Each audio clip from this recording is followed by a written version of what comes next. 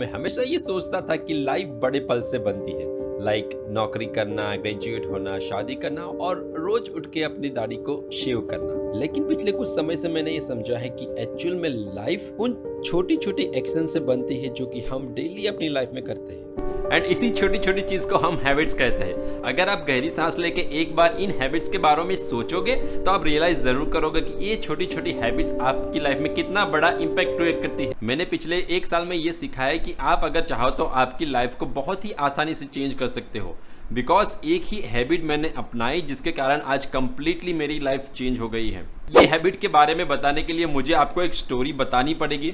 Story थोड़ी लंबी हो सकती है लेकिन बहुत ही इंटरेस्टिंग है। तो स्टोरी की शुरुआत कुछ इस तरह से है। मैं थोड़ा शॉपिंग के लिए फैमिली के साथ बाहर था, तब अचानक से मेरा फ़ोन बजता है और फ़ोन में मैंने देखा तो मेरे डॉक्टर का फ़ोन आता है जो कि हमारे ऑफिस के डॉक्टर हैं। उन्होंने मुझे कॉल करके बताया कि यार मितेश, मुझे एक बार आके मिल लेना। बिकॉज 2-3 पहले मैंने ब्लड रिपोर्ट दिया था, जो रूटीन चेकअप होता है हमारी ऑफिस में, उसका ब्लड सैंपल मैंने दिया, उसका रिपोर्ट आ गया था। तो मुझे लगा कि यार कोई छोटी सी बात होगी, तो मैंने बोला हाँ सर, मैं अभी बाहर हूँ, कल आपको मैं आके मिल लेता हूँ। तो मैं दूसरे दिन डॉक्टर के पास गया तो उन्होंने मुझे बताया कि मितेश, तुम्हारा WBC थोड़ा ज़्यादा है, हो सकता है तुम्हें छोटा मोटा इन्फेक्शन हो सकता है, तो एक काम करो, तुम ये थोड़ी एंटीबायोटिक है वो ले लो एंड 2 दिन बाद एक और ब्लड सैंपल करा लो, शायद तुम्हारा जो भी इन्फेक्शन हो चला जाएगा एंड फिर से नॉर्मल तुम्हारा ब्लड रिपोर्ट आ जाएगा। तो मैंने ब्लड रिपोर्ट कलेक्ट कर लिया। दूसरे दिन मैंने जाके दवाई खाई और फिर से मेरा ब्लड रिपोर्ट दे दिया। तो 2 घंटे में एक्चुअली WBC का रिपोर्ट आ जाता है। तो फिर से मेरा रिपोर्ट आया, उसमें फिर से मेरा WBC काउंट था जो कि ज़्यादा था। WBC काउंट अगर आपको नहीं पता है तो मैं बता दूं कि वो एक सैनिक की तरह हमारे शरीर में काम करते हैं। जो भी इन्फेक्शन होता है उसको भगाने के लिए बेसिकली WBC होता है। उसकी रेंज 8 से 10 हज़ार होनी चाहिए नॉर्मल पीपल के लिए, लेकिन मेरी 14,000 तक चली गई थी। तो फिर से मैंने रिपोर्ट डॉक्टर को दिखाया तो डॉक्टर ने किया, यार लग रहा है तुम एक काम करो, लैब चेंज कर लो, दूसरी लैब पे जाके एक बार फिर से रिपोर्ट करा लो, शायद थोड़ी बहुत लैब में दिक्कत होती है तो शायद तुम्हारा ज़्यादा आ रहा हो। तो मैंने फिर से दूसरी जगह पे जाके रिपोर्ट कराया तो WBC फिर से मेरा ज़्यादा आया। तो आई वॉज वरीड एंड मुझे लगा कि चलो देखते हैं यार गूगल क्या कहता है।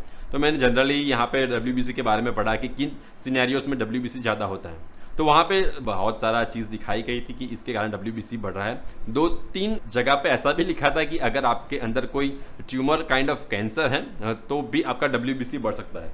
तो मैंने उस टाइम पे तो मुझे लगा कि यार मुझे कहाँ कुछ होने वाला है, लेकिन थोड़ा मन में डाउट बैठ गया। फिर मैं डॉक्टर के पास गया फिर से रिपोर्ट लेके। तो उन्होंने मुझे बताया कि यार एक काम करो, तुम एक हेमेटोलॉजिस्ट और ऑन्कोलॉजिस्ट के पास चले जाओ और वो शायद तुम्हें थोड़ा गाइड करेंगे कि क्या सिचुएशन है, हम आगे देखते हैं। तो एक बार उधर चले जाओ तो डाउट थोड़ा बहुत क्लियर हो जाए कि क्यों तुम्हारा WBC बढ़ रहा है। उन्होंने मुझे वेदांता हॉस्पिटल है जो कि ऑन्कोलॉजी और हेमेटोलॉजिस्ट की है, डॉक्टर संदीप शाह करके वहाँ पे एक डॉक्टर है, उनके पास उन्होंने मुझे भेजा। तो फिर से मेरे मन में वहाँ पे डाउट शुरू हो गए थे कि यार ये क्या है, क्यों मुझे ऑन्कोलॉजिस्ट के पास भेजा रहा है। ऑन्कोलॉजिस्ट यानी कैंसर स्पेशलिस्ट। अगर आपको ब्लड की कोई बीमारी है तो आप हेमेटोलॉजिस्ट और ऑन्कोलॉजी दोनों थी, तो वहाँ पे मुझे भेजा गया। तो जाते जाते मुझे डाउट तो बहुत आ रहे थे मन में, यार क्या सिचुएशन होगी, यार मेरा WBC क्यों बढ़ रहा है। तो मैं वहाँ पे गया तो बहुत सारे वहाँ पे पेशेंट्स घूम रहे थे जो कि बिना बाल के थे, जो कि शायद कीमियोथेरेपी लेने के लिए आए थे। तो वहाँ पे देख के मैं घबरा गया थोड़ा बहुत कि यार शायद मेरे को भी ये बीमारी तो नहीं हो गई है, क्योंकि जनरली आप जब कुछ ऐसी बीमारी होती है तो आपका मन यही सोचता रहता है कि आपको ही कुछ हो गया है। तो वहाँ पे मैं थोड़ा बहुत टेंशन में आ गया। 2-3 घंटे बैठे रहने के बाद डॉक्टर ने वहाँ पे मुझे बुलाया तो मैं डॉक्टर के पास गया। उन्होंने मेरे रिपोर्ट्स देखे, बोला शायद तुम्हें ऐसा कुछ है नहीं। उन्होंने मुझे कुछ क्वेश्चंस पूछे कि क्या तुम्हारा वेट लूज़ हुआ है, वैसे सिंपल क्वेश्चंस थे। तो मैंने कहा नहीं, मुझे एक्चुअली कोई दिक्कत नहीं हो रही है, लेकिन मैम ने बताया है कि एक बार आपको दिखा दूँ। तो उन्होंने बोला ठीक है, मैं 3-4 रिपोर्ट्स तुम्हें देता हूँ, वो करा लो, उसके बाद हम पता चल जाएगी अगर कुछ इन्फेक्शन वगैरह होगा तो हम आगे देख लेंगे। तो उन्होंने मुझे 4-5 टेस्ट कराने के लिए, सब नॉर्मल थे, यूरिन टेस्ट वगैरह थे, यूरिन टेस्ट और ब्लैडर वगैरह के सोनोग्राफी वगैरह थी। तो वो तो चलो ठीक है, वो तो मैंने करा लिया, लेकिन उसमें एक टेस्ट वो था लैब स्कोर करके। तो ये टेस्ट एक्चुअली मैं आपको बता दूं कि यूज़ होता है ल्यूकेमिया में। अगर आपको कोई ब्लड कैंसर वगैरह है तब ये टेस्ट किया जाता है। तो ये टेस्ट का नाम तो मुझे पता नहीं था, लेकिन मैंने फिर से गूगल किया तो मुझे पता चला कि ये एक्चुअली ल्यूकेमिया का टेस्ट है। सो वहाँ पे तो मैं लिटरली डर गया बिकॉज मेरे मन में तो यही होने लगा कि भाई अपने को लुकेमिया ही हो गया है। मन में तो यही घुस गया था, बहुत सारे विचार मेरे मन में ऑलरेडी चलने लगे थे। लेकिन कुछ ना कुछ हिम्मत करके मैंने लैब में गया और ये लुकेमिया के लिए जो कि लैब स्कोर था उसके लिए सैंपल दिया। तो वहाँ पे लैब टेक्नीशियन था, उसने मुझे बताया कि तुम्हारा ये टेस्ट 3-4 दिन ले सकता है, उसके बाद ही हमें रिजल्ट पता चलेगा।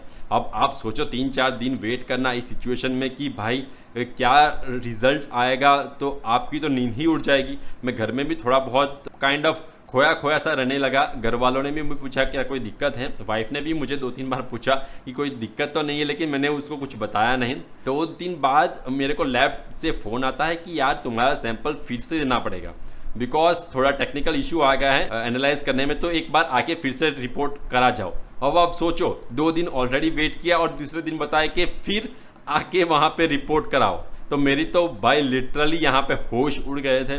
मुझे लगा कुछ गड़बड़ है भाई, कुछ पॉजिटिव वगैरह आया होगा, इसलिए ये लोग कंफर्म करने के लिए मुझे दूसरी बार बुला रहे हैं। तो मैं फिर से वहाँ पे टेस्ट कराने के लिए गया।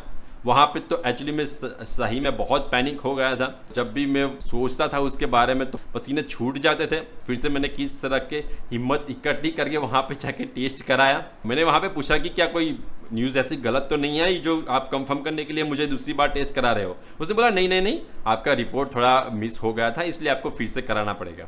उसके पैसे हम नहीं लेंगे, लेकिन आप एक बार करा लो। तो ये सब सुन के फिर से मेरे मन में तो यही चलने लगा था, भाई मितेश तो गया, तुम्हारा तो हो चुका, तुम भाई हो गया तुम्हारा।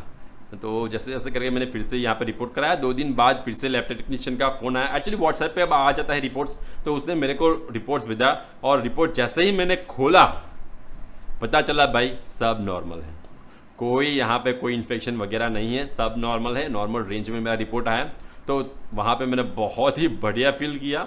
फिर से मैं ये रिपोर्ट्स लेके डॉक्टर संदीप शाह के पास गया, उनको मैंने ये सब रिपोर्ट्स दिखाए, उन्होंने देखे और यहाँ पे उन्होंने एनालाइज किया भाई ठीक है। बहुत रेयर केस में ऐसा होता है कि पेशेंट्स को WBC हाई रहता है, हायर रेंज ऑफ साइड में रहता है, कोई चिंता करने की ज़रूरत नहीं है, यू आर नॉर्मल, आपको कोई बीमारी वगैरह नहीं है, जाओ। उन्होंने मुझे एक्चुअली रिटर्न में भी दे दिया, अगर आपको कहीं पे भी पूछे कि WBC हाई आ रहा है तो शायद और करवा दो रिपोर्ट, तो आपको मेरा ये लिखा हुआ दिखा देना कि तुम्हारी रेंज ही इतनी है। बिकॉज मैंने 3-4 पहले भी जो रिपोर्ट्स कराए थे वो मेरे पास थे, मैं ये रिपोर्ट्स उनको दिखाया तब भी मेरा WBC हाई ही रहा था। सो इन अ रेयर केस मेरा WBC हाई ही था एंड तब जाके मेरे मन में शांति हुई। लेकिन उस टाइम मैंने अपनी हेल्थ के लिए बहुत कॉशियस हो गया। मैंने सोचा यार जान है तो जहाँ है, अगर आप अपनी हेल्थ को एज अ ग्रांटेड लोगे तो बहुत पछताओगे। उस टाइम मेरा वेट भी बहुत बढ़ गया था, 85 kg तक का मेरा वेट था। तो मैंने उसी टाइम पे डिसाइड किया कि भाई हाँ, मैं अब मेरी हेल्थ पे ध्यान दूंगा। इस इंसिडेंट ने मुझे बहुत सिखाया था। तो मैंने कभी भी अपनी हेल्थ को लाइटली नहीं लिया। बाहर का खाना हो, फास्ट फूड हो या भी कुछ भी तली हुई चीज़ें हो, सब मैंने यहाँ पे छोड़ दिया। एंड उसके बाद मैंने डेली अपनी रूटीन में एक्सरसाइज वगैरह को इंक्लूड किया। मेरे पास टाइम नहीं मिलता था, जॉब मेरी इस तरह की है, तो मैंने कुछ भी जुगाड़ करके थोड़े बहुत इक्विपमेंट घर में ले आया एक्सरसाइज करने के लिए। एंड उससे शुरू करके 1 साल के अंदर करीबन 12 kg तक का वेट मैंने लूज़ कर लिया। वेट लूज की हैबिट, डाइट की हैबिट के साथ साथ मैंने बहुत सारी वीडियोस वगैरह यूट्यूब पे देखे। तब मैंने देखा कि सेल्फ डेवलपमेंट नाम की भी चीज़ होती है, जहाँ पे आप अपने आप को बेटर बनाने के लिए बहुत सारी हैबिट्स को अपना सकते हो, चाहे वो रीडिंग की हैबिट हो और फाइनेंशियली अपनी चीज़ें मैनेज करना, अपने पैसों को मैनेज करना, ये सब मैंने सीखा। बहुत सारी फाइनेंशियल बुक्स मैंने पढ़ी। उसके बाद मैंने रियलाइज़ किया कि हम अपने पैसे को कितना वेस्ट करते हैं एंड अपने पैसे को मैंने मैनेज किया, इन्वेस्टमेंट कैसे करते हैं ये सब मैंने सीखा। इसके ऊपर भी मैंने बहुत सारे वीडियोस बनाए हैं, अगर आप चाहो तो देख सकते हो। तो उसके साथ साथ मेरी फाइनेंशियल सिचुएशन भी बहुत बेटर हुई, साथ साथ मेरी फिज़िकल हेल्थ तो इम्प्रूव होती ही रही। तो एक छोटी सी हैबिट जो मैंने अपनाई एक्सरसाइज की, उसके साथ साथ एक बहुत सारी बंच ऑफ हैबिट्स उसके साथ आई एंड धीरे धीरे करके एक बेटर लाइफ में जी रहा हूँ, ऐसा मुझे आज लग रहा है। साथ साथ मैंने मेरा ड्रीम था जो यूट्यूब पे वीडियोस बनाना, उसको भी परस्यू करना शुरू किया। धीरे धीरे करके सीखा कि किस तरह से आप कैमरा के सामने बात करते हो, किस तरह से आप उसकी स्क्रिप्टिंग करते हो, किस तरह से वीडियोग्राफी वगैरह करते हो, ये सब मैंने धीरे धीरे करके सीखा। हाँ, ये पूरी कहानी नहीं है, इसके दौरान मेरे मन में बहुत सारे बार डाउट आया कि क्या मैं अपना वेट लॉस कर पाऊँगा या नहीं, कि ये सब मैं जो कर रहा हूँ उसका मुझे कोई रिजल्ट मिलेगा या नहीं। अगर आप वेट लॉस के लिए तैयार हो रहे हो और आप सोचोगे यार 1 महीने के अंदर मेरा वेट लॉस हो जाए, तो ये पॉसिबल नहीं होगा। पेशेंस परसिस्टेंस ही आपको एक लॉन्ग टर्म में रिजल्ट देते हैं, ये बात हमें ज़रूर ध्यान में रखनी चाहिए।